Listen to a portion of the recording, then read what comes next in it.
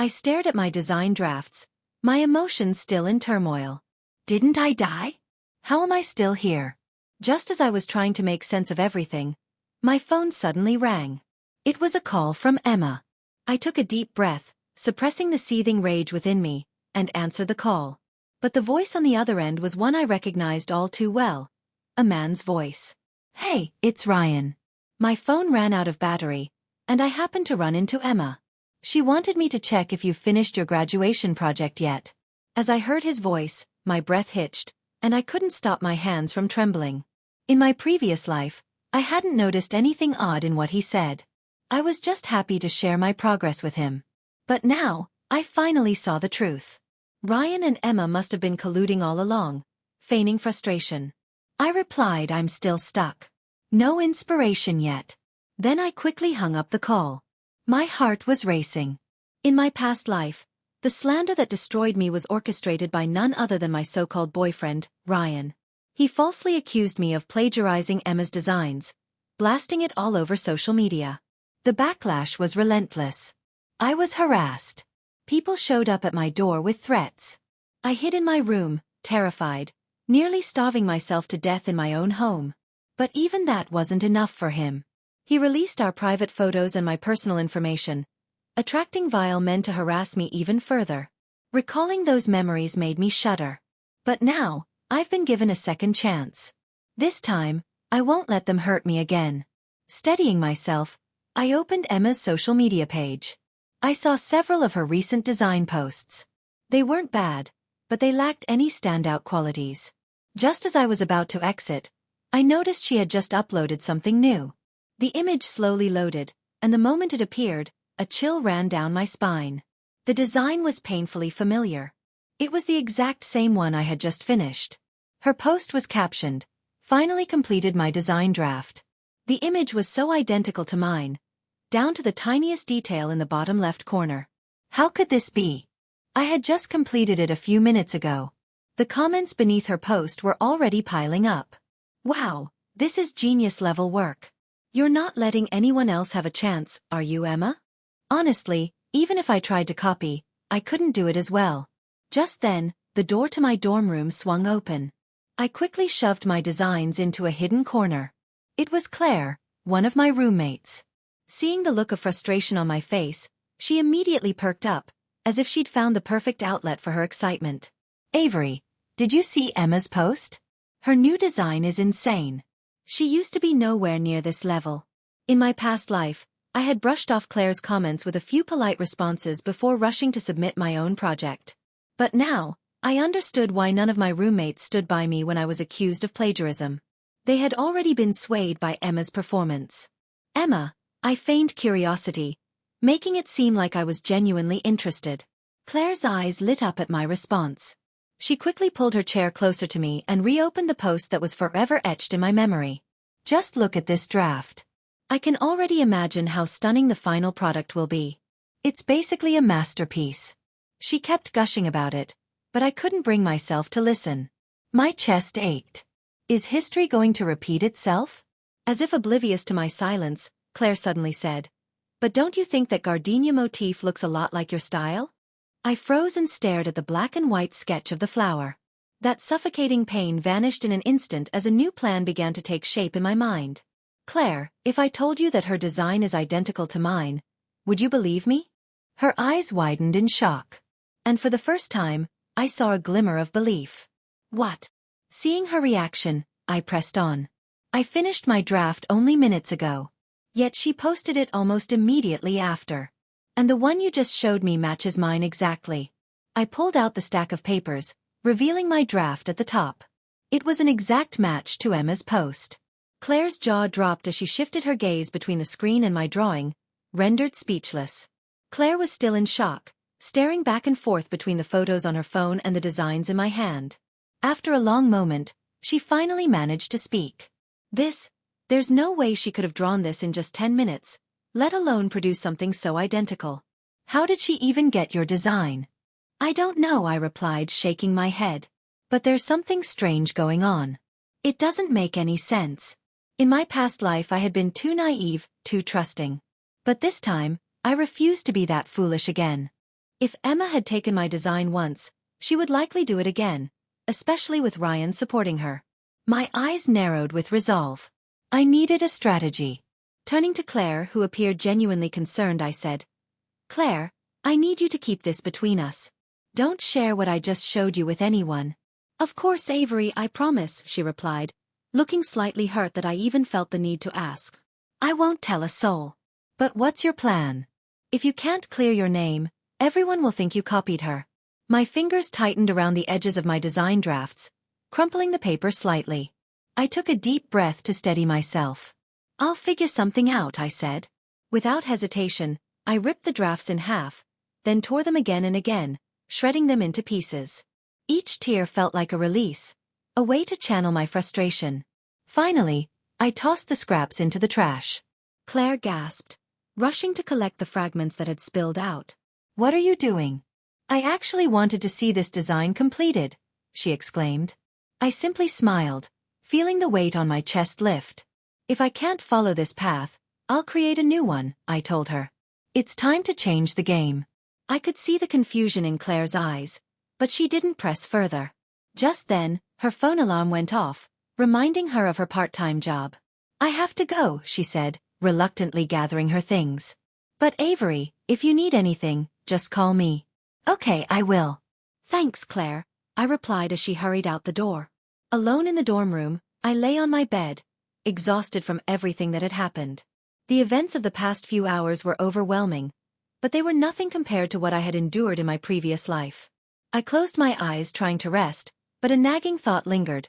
Why had Ryan used Emma's phone to call me earlier? Why had he only revealed his true nature after I had hit rock bottom in my past life? A suspicion began to form.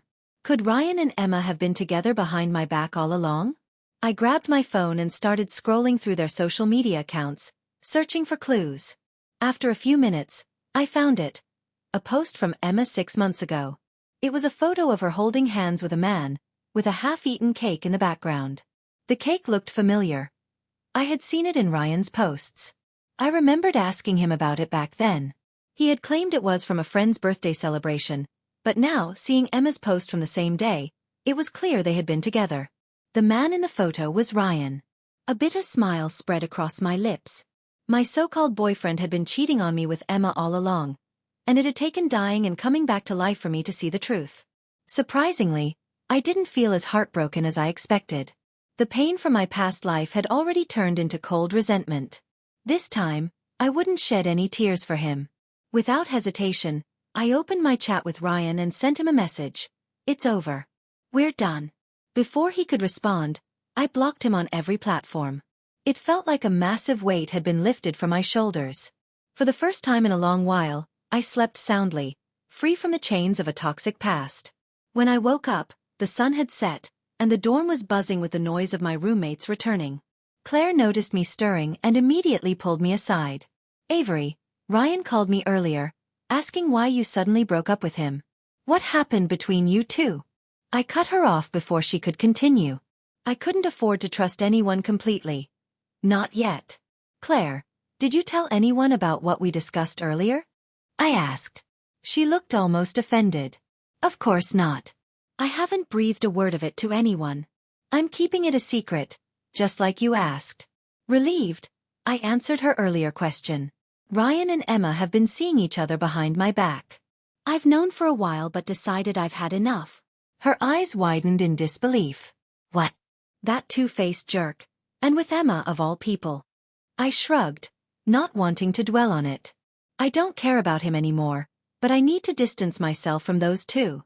I can't let them drag me down again." What I needed now was a fresh start. A new design idea was forming in my mind, something entirely different from anything I'd done before. It would take everything I had to bring it to life, but it was my only way to prove myself. For the next few days, I spent every waking moment outside, searching for inspiration. I turned off my phone to avoid distractions and wandered the city, visiting parks, museums, and even hidden alleyways for ideas. One day, while relaxing in a modest hotel room, an idea suddenly hit me with the force of a lightning strike. Without hesitation, I sprang to my feet, grabbed my sketchbook, and began to draw. Hours passed unnoticed as the sun set outside, but I didn't pause until the design was finished. I stared at the vibrant red dress I had sketched, finally allowing myself a small smile. This design was unlike anything I had created before. Bold, raw, and infused with the essence of my renewed spirit. This time, they won't take it from me, I whispered to myself. Over the next few days, I wandered the city in search of the perfect materials to bring my vision to life. I needed fabrics, trims, and accessories that would transform my concept into something extraordinary. Though exhausting, every step filled me with a sense of purpose. After my previous design was stolen, I couldn't risk anyone discovering what I was working on. I took extreme measures to ensure my secrecy, even blocking everyone on social media to avoid distractions. Claire texted me a few times, but I ignored her messages.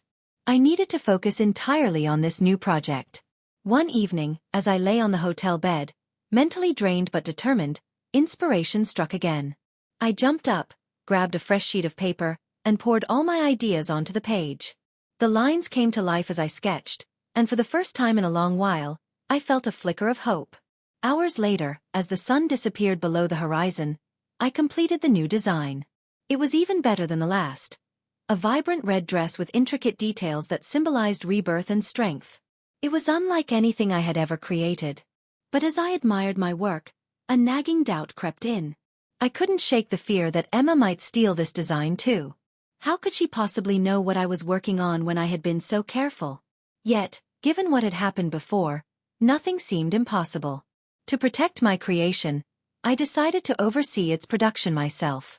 Over the next few days, I visited multiple tailor shops, meticulously ensuring every detail was perfect. I couldn't afford any mistakes this time. When I finally returned to the hotel with the finished dress, I felt a wave of relief. But as I checked my phone, my heart sank. Emma had posted a photo of a red dress identical to mine. The caption read, "A new creation for a new beginning." The comments were filled with praise. "This is even better than your last design, Emma. You're truly a genius. How do you keep coming up with such unique ideas?" A cold fury washed over me. Despite all my precautions, she had stolen my design again. My mind raced. Was she hacking into my devices, or was someone spying on me? I had been so careful. Clenching my fists, I vowed not to let her get away with it this time. I would expose her, no matter the cost. Just as I was lost in thought, my phone rang. It was Claire. Reluctantly, I answered. "Avery, are you okay?" she asked, her voice filled with concern. "I've been trying to reach you. You need to check the school forum right now." "What's going on?" I asked, my voice tense. "It's Emma," Claire explained hurriedly. "She's spreading rumors about you again. She's claiming you threatened her and tried to steal her designs. People are saying you even vandalized her drafts." My grip tightened on the phone as I opened the school forum. The top post was a statement from Emma. "Hello, everyone. I'm Emma. I wanted to clarify some things. Lately, someone has been trying to sabotage my work and has even resorted to threatening me. I don't want to reveal who it is, but I've been pushed to the brink. All I ever wanted was to create freely, but now I'm being cornered." The comments were overwhelmingly supportive. "Stay strong, Emma. Whoever is doing this is disgusting. Does anyone else think it's Avery? She's been acting weird lately." Reading through the comments, I felt as though I was reliving a nightmare. The same accusations, the same lies turning everyone against me. But this time, I refused to be a victim. I quickly packed my things, checked out of the hotel, and headed back to campus, determined to fight back. As I moved through the hallways, faint whispers trailed behind me, though they were nothing compared to the hardships I had faced in my previous life. Rather than confronting Emma openly, I chose a more cautious approach. This time, I went directly to the office of my academic advisor, Professor Williams, and laid out everything in detail. "Professor," I began, keeping my voice as steady as possible, "I need to report something. Emma has been stealing my designs and is now spreading false accusations about me. I have evidence to support my claims." He studied me thoughtfully before nodding. "Avery, these are serious allegations. Do you have solid proof?" "I do," I replied. "But I need your help to clear my name." We devised a plan to expose Emma during the upcoming design showcase. It was the perfect opportunity to reveal her deceit in front of everyone. That evening, I created a new anonymous account and shared my side of the story on the school forum. "I'm Avery," I wrote. "I want to clarify that I have not threatened anyone nor stolen any designs. All my work is my own, created through my own efforts. The accusations against me have caused significant distress, and as a result, I am taking a temporary leave to focus on my mental health." The post quickly gained traction, sparking another wave of heated debates. Some criticized me, saying I was playing the victim, while others questioned Emma's innocence. I knew this alone wouldn't fully clear my name, but it was a start. My focus now was on preparing for the design showcase, where I would have the chance to turn the tables. I spent the next few days secluded in my room, meticulously preparing for the event. This was my final opportunity to prove myself, and I couldn't afford any mistakes. Emma had stolen my work again, but this time, I was determined to expose her for the fraud she was. I avoided distractions, keeping my phone off and all my materials securely locked away. Emma wouldn't get even a glimpse of my new design this time. As the showcase deadline approached, my anxiety grew. I couldn't shake the thought that Emma might try to sabotage me again. But I pushed those fears aside, reminding myself to stay focused. Finally, the day of the showcase arrived. The event was grand, with design students presenting their graduation projects to professors, industry professionals, and potential employers. The room buzzed with excitement and anticipation. I arrived early, dressed simply in black to maintain a low profile. As I set up my station, I noticed other students glancing at me and whispering. It was clear Emma's smear campaign had turned most of them against me. But I was no longer the timid girl who cared about their opinions. I was there to set the record straight. Just as I was making final adjustments to my display, Claire hurried over, her face etched with worry. "Avery," she said breathlessly, "I overheard Emma talking to Ryan earlier. They're planning something. You need to be careful." My heart sank, but I kept my composure. "What did you hear?" I asked. Claire whispered, "Emma said if your design impresses the judges, they'll find a way to discredit you. I think they're planning to accuse you of plagiarism again." "Let them try," I replied, my voice cold and steady. "I'm ready for whatever they throw at me this time." Claire looked at me with a mix of concern and admiration. "You've changed, Avery. I've never seen you this confident before." I gave her a faint smile. "I've had enough of being walked all over." As the showcase began, the hall filled with applause as students presented their designs. Emma was scheduled to go just before me. I watched from the sidelines as she presented her original designs to the judges, receiving enthusiastic praise. Her smug expression was infuriating, but I remained calm. When it was finally my turn, I took a deep breath and stepped onto the stage. I unveiled my latest creation, a vibrant red dress with intricate embroidery that shimmered under the spotlight. The judges leaned forward, clearly intrigued. This design was unlike anything I had ever done before, a statement piece that reflected my journey and the fire that had been reignited within me. The audience fell silent, their eyes fixed on my work. Then, slowly, the applause began. It was hesitant at first, but it quickly grew louder and louder. For a moment, I allowed myself to bask in the satisfaction. This was the moment I had been waiting for. But just as I was about to step down, Emma stood up from her seat, her voice ringing out across the room. "Excuse me, everyone. I have something to say." I froze, turning to face her. The room fell silent as all eyes turned toward Emma. "This design looks awfully familiar, doesn't it?" she said with a fake smile plastered on her face. "In fact, I have proof that Avery stole this design from me, just like she's done before." A collective gasp rippled through the crowd. I clenched my fists, but I stayed calm. I knew she would try something like this. Emma held up her phone, showing a photo of a red dress that looked almost identical to mine. The timestamp on the photo was from a week ago. "I posted this design on my social media last week," she claimed. "Avery must have seen it and copied it." The judges looked at me, their expressions stern. "Do you have anything to say in your defense, Avery?" one of them asked. I smiled, pulling out my own phone. "Yes, actually, I do." I had anticipated this move. Over the past week, I had taken meticulous photos and videos of every step of my design process. I connected my phone to the projector and played the video. It showed me sketching, choosing fabrics, and stitching the dress together.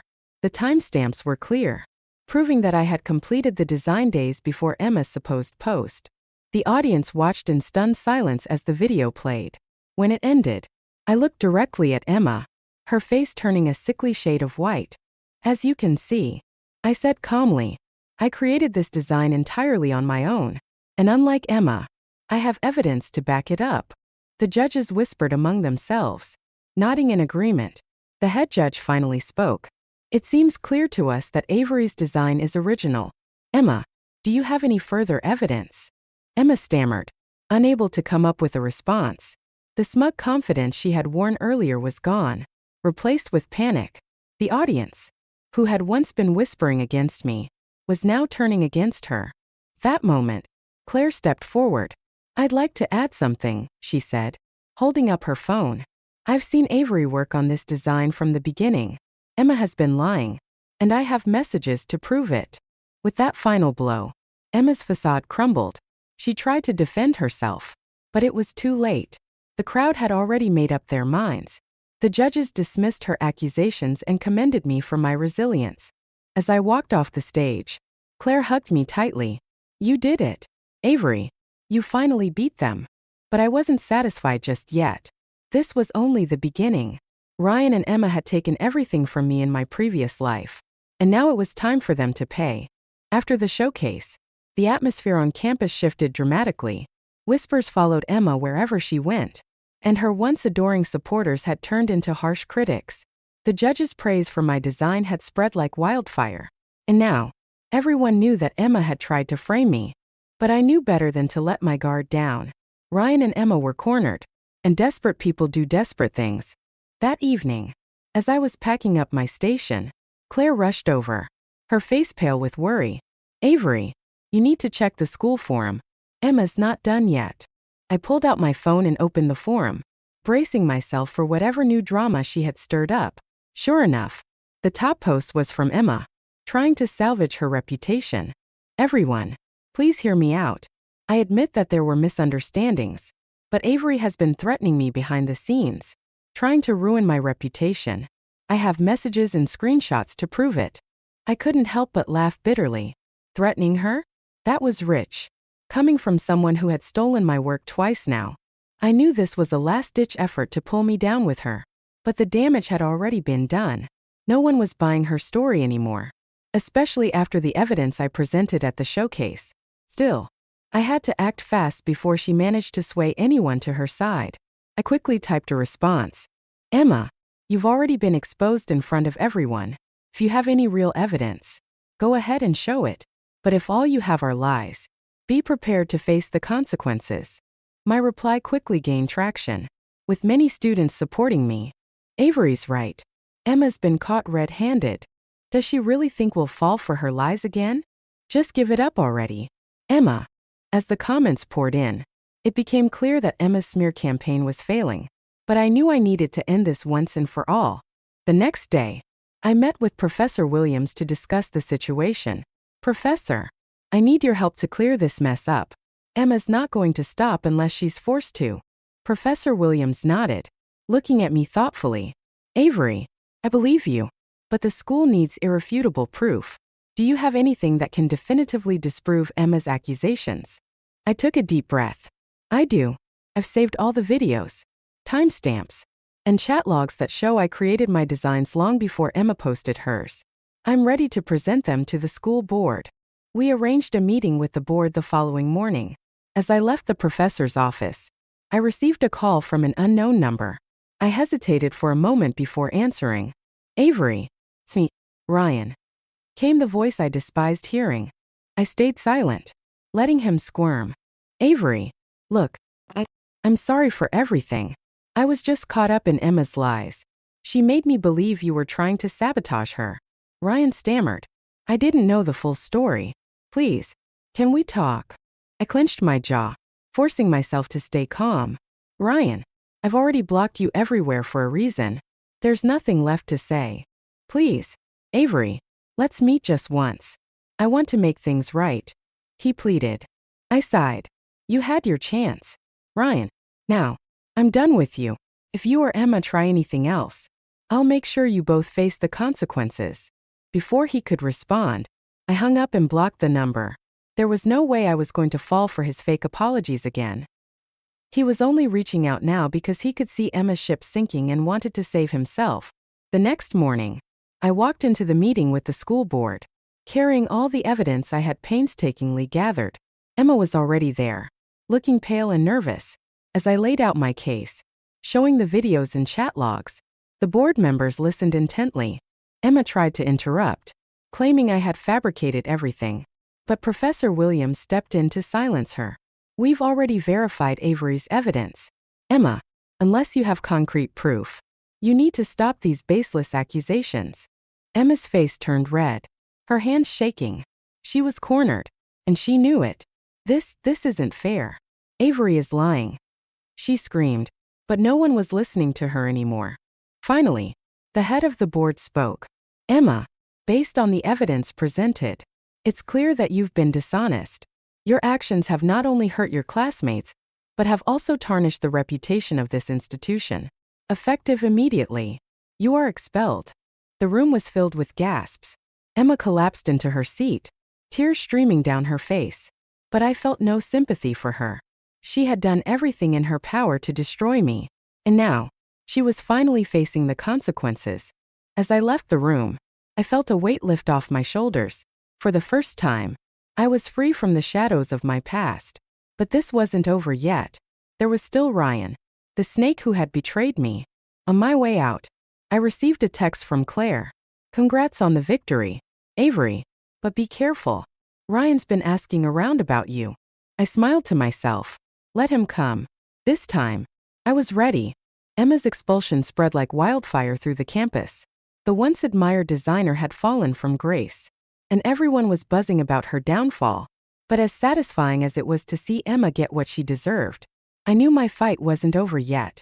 There was still Ryan, the man who had betrayed me in both this life and the last. I spent the next few days in relative peace, focusing on refining my new designs. But deep down, I knew Ryan wouldn't give up so easily. True to form, he started reaching out to my friends, trying to find a way to talk to me. Claire even warned me that he had been seen lurking around campus, asking about my schedule. But I wasn't afraid. This time, I was ready for whatever he had planned. One evening, as I was heading back to my apartment, I noticed a familiar figure leaning against the wall near my door. It was Ryan. He looked disheveled, a stark contrast to the confident, charming facade he used to wear. "Avery, please, just hear me out," he begged as soon as he saw me. I crossed my arms, staring at him coldly. "Why should I? You chose to side with Emma. Remember, now that she's gone, you want to crawl back to me?" "It's not like that," he protested, taking a step closer. "I made a mistake. Emma manipulated me. I didn't realize what she was doing until it was too late." I laughed, a bitter sound that echoed in the hallway. "Oh, so now it's all Emma's fault? How convenient." Ryan's expression shifted to one of desperation. "Avery, I swear, I never wanted to hurt you. I was just confused. But I'm here now, trying to make things right." "Make things right," I repeated, stepping closer to him. "You're only here because you're scared. Emma's been exposed, and you know you're next. You're trying to save yourself, not me."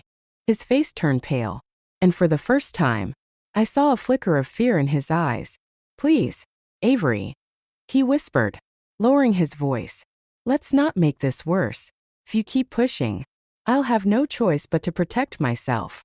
I knew he was trying to intimidate me, but I refused to back down. "Go ahead, Ryan, do your worst. But just know that I'm not the same person you betrayed in the past. I have evidence. I have support. And I have nothing left to lose." The threat in my voice must have hit home because he finally backed off, his shoulders slumping in defeat. "You don't understand, Avery. If I go down, I'm taking you with me." I watched him walk away, my heart racing. Ryan was clearly desperate, but that only made him more dangerous. If he was willing to threaten me, there was no telling what he would do next. The next morning, I decided to take the initiative. I met with Professor Williams again to discuss my concerns. "Professor, I believe Ryan is planning something. He's already tried to threaten me. I need to protect myself." Professor Williams nodded thoughtfully. I'll speak to the administration. If Ryan tries to pull anything, we'll handle it. But in the meantime, be careful. Avery. Leaving the professor's office, I felt a sense of resolve. I had faced worse than this in my previous life, and I wasn't about to let Ryan scare me into submission. But I couldn't shake the feeling that he was planning something big. That afternoon, as I was working on my latest design at home, I received a message from an unknown number. Meet me at the old cafe near campus tonight at 8 p.m. Come alone if you want to know the truth about Ryan. My instincts told me it was a trap, but curiosity got the better of me. If there was even a chance of uncovering what Ryan was planning, I needed to take it. I decided to go, but not without taking precautions. I sent Claire a message, letting her know where I was going and asking her to call me if she didn't hear back from me by 8:30. When I arrived at the cafe, the place was nearly empty.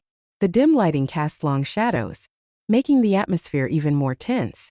I scanned the room and found Ryan sitting at a corner table, looking more disheveled than ever. You actually came, he said, surprised. You said you had something to tell me, so, talk. I replied, keeping my distance. He took a deep breath, his hands trembling slightly. Avery, I'm done pretending. The truth is, Emma wasn't the mastermind behind all of this. She was just the face of it. The real person pulling the strings was me. His words hit me like a punch to the gut, but I forced myself to stay calm. Why? Why go through all this trouble just to destroy me? Ryan's face twisted into a bitter smile. Because you always had what I wanted. The talent, the recognition, the praise. No matter how hard I tried, you were always one step ahead of me. So when Emma approached me with a plan to ruin you, I took it. You're pathetic. I spat, disgusted. All of this because of jealousy? It was more than jealousy, Avery. He hissed, his eyes wild.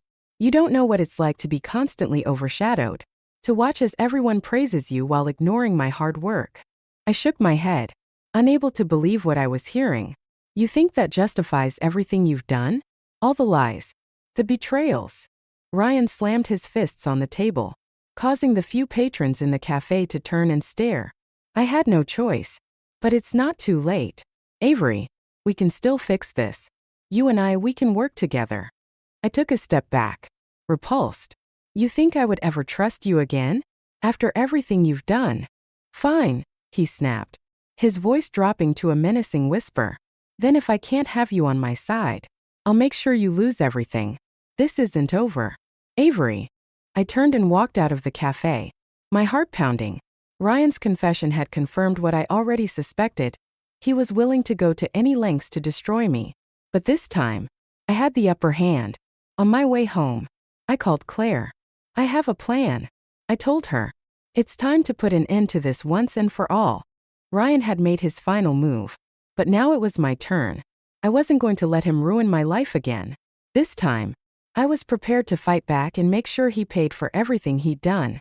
Ryan's threats echoed in my mind long after I left the cafe. I knew he wasn't bluffing. This was a man who had betrayed me once before, and he was willing to do anything to pull me down with him. But this time, I wasn't the naive girl who let herself be blindsided. I had a plan, and it was time to put it into action. The first thing I did was reach out to Claire. I need your help, I said over the phone, my voice steady. Ryan is planning something, and I need to stay one step ahead. Claire didn't hesitate. Anything you need. Avery, what's the plan? I'm going to set a trap, I explained. Ryan thinks he's smart, but he's underestimating me. I need to lure him out and gather undeniable evidence of his schemes. We decided to use the school's upcoming fashion showcase as our battleground. It was an event where students presented their final projects, and industry professionals were invited to scout new talent. It would be the perfect stage for Ryan's downfall. But to make this work, I needed to bait him into making a mistake. Over the next few days, Claire and I spread the word that I was working on an all-new, groundbreaking design. We let it slip in conversations, subtly ensuring that the rumor would reach Ryan. If I knew him as well as I thought, he wouldn't be able to resist the temptation to sabotage me one last time. Meanwhile, I worked tirelessly on my actual design, which I kept locked away in my apartment.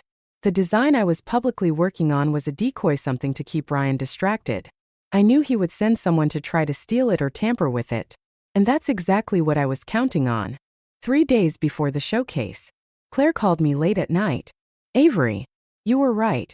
Ryan's definitely up to something. I overheard him talking to some guys about taking care of your project." A rush of satisfaction filled me. Everything was falling into place. "Good. Let him think he's won," I replied. "But make sure he doesn't suspect anything. The last thing we need is for him to realize it's a setup." The night before the showcase, I stayed up late, making sure everything was in place. I had installed hidden cameras around my workspace to capture any tampering, and I set traps to alert me if anyone tried to break into my apartment. Sure enough, around 2 a.m., the motion detector I set up near my workspace went off. My phone buzzed with an alert, and I quickly checked the camera feed. There he was, Ryan, sneaking into my studio with a small flashlight in hand. My heart raced, but I forced myself to stay calm. This was exactly what I had planned for. I watched in silence as Ryan rummaged through my workspace, clearly searching for the design he thought would guarantee my downfall. What he didn't know was that he was being recorded from multiple angles. As Ryan rifled through my things, he found the decoy designs I had left out on purpose.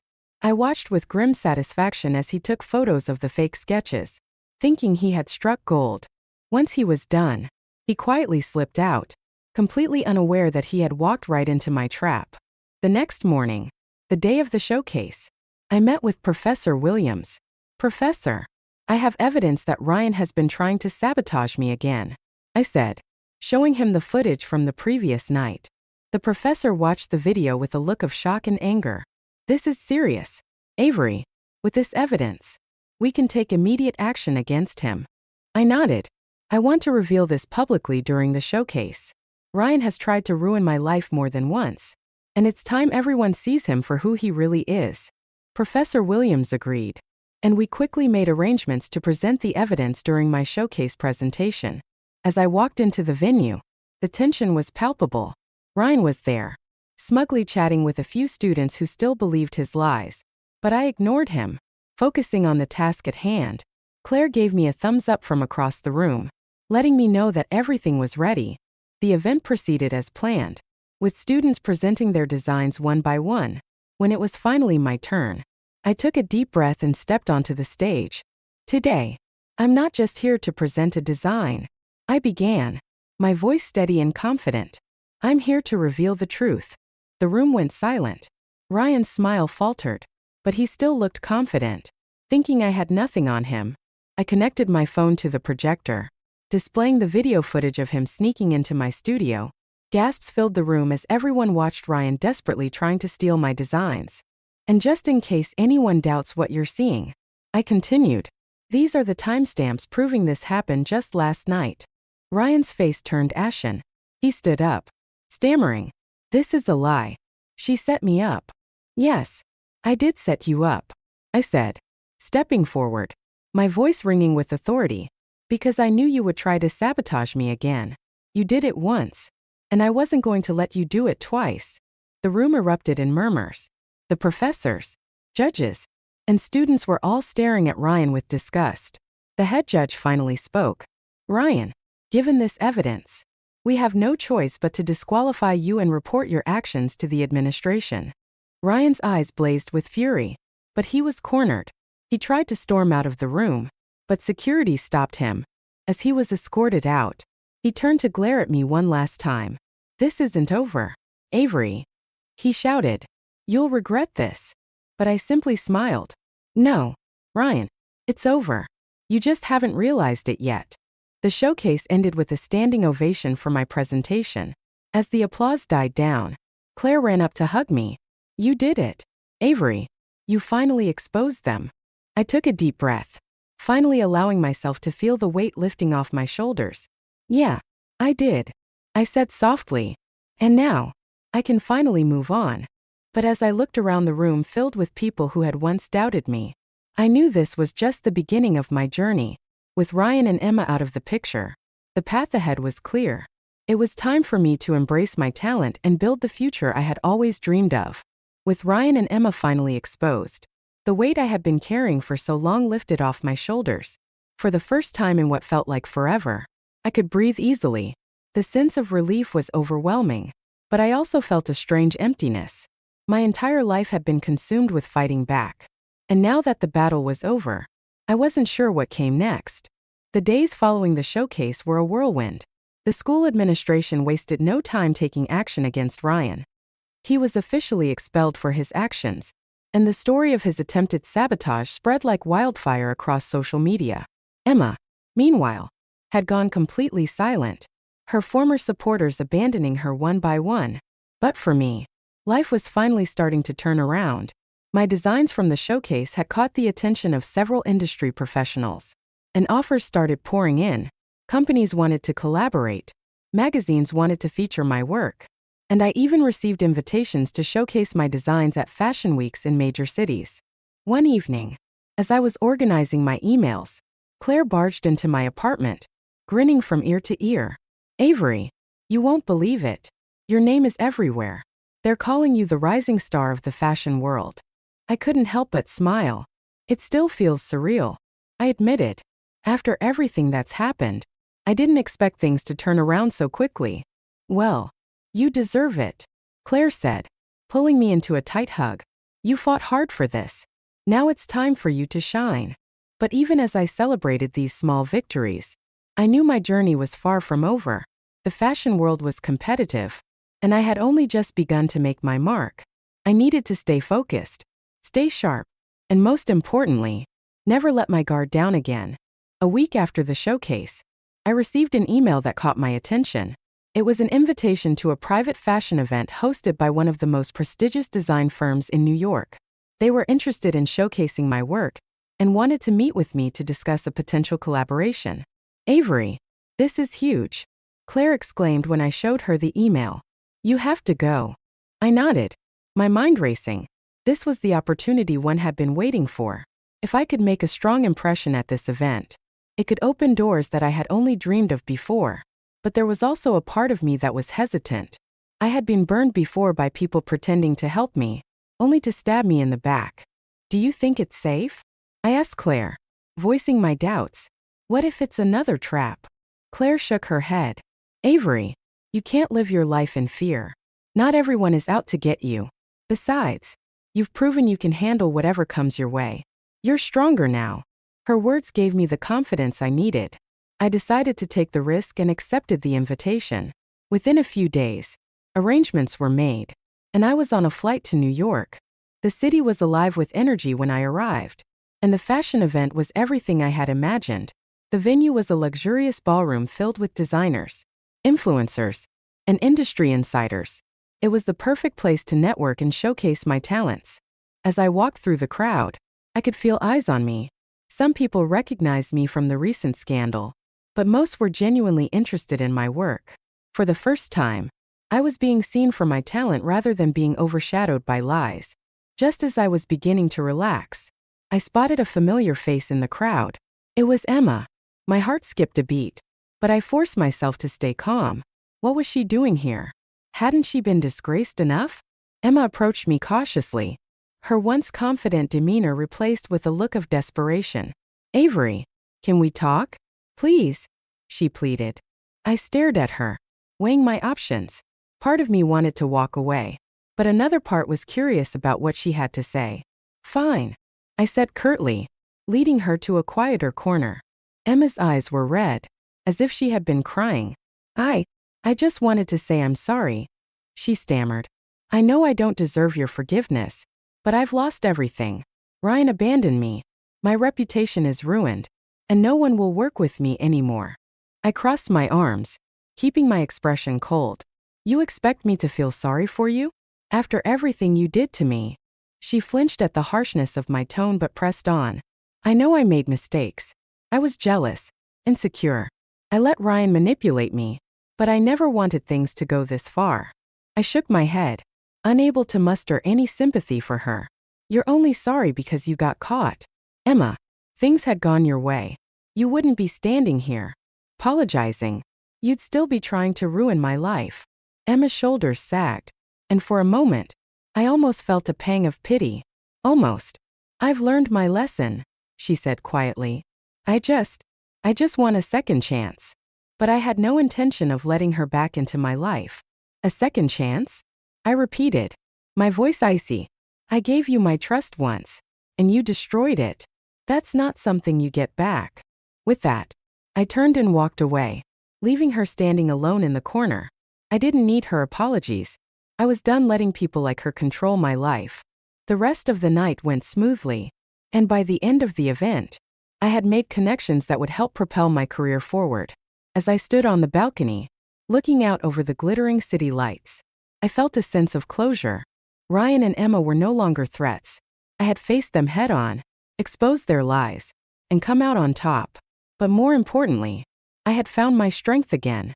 As I sipped on a glass of champagne, I allowed myself to dream of the future, a future where I was no longer defined by the betrayals of the past, but by the talent and determination that had gotten me here. The world was finally mine to conquer, and I was ready.